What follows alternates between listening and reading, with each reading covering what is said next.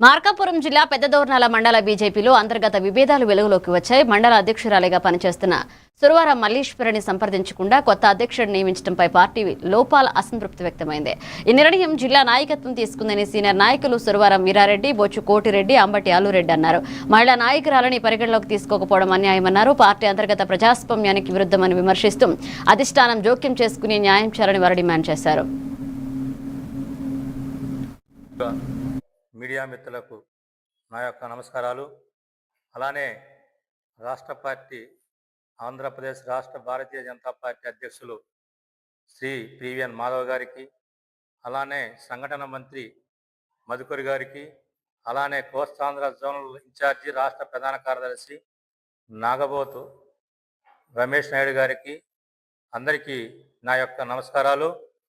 ఈరోజు మార్కాపురం జిల్లా ఎర్రగొండపాలెం నియోజకవర్గం పెద్దదోర్నాల మండల పార్టీ అధ్యక్షురాలు శ్రీమతి సూరవరం మల్లేశ్వరిని నిన్న సాయంత్రం జిల్లా అధ్యక్షులు శ్రీనివాసరావు గారు భారతీయ జనతా పార్టీ కొత్తగా మండల పార్టీ అధ్యక్షుని ఎన్నికని గ్రూపులలో ఇవ్వటం జరిగినది.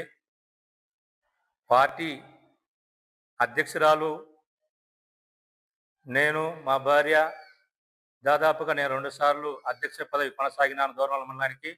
అలానే మా భార్య కూడా 1 సంవత్సరం నుంచి అధ్యక్ష బాధ్యతలు నిర్వహిస్తున్నాము. పార్టీ కార్యక్రమాల తూచా తప్పకుండా ఎప్పుడు పార్టీ క్రమాలు చేయమన్నా చేసినది పెద్దదోర్నాల మండలంలో ఎప్పుడు కూడా పార్టీ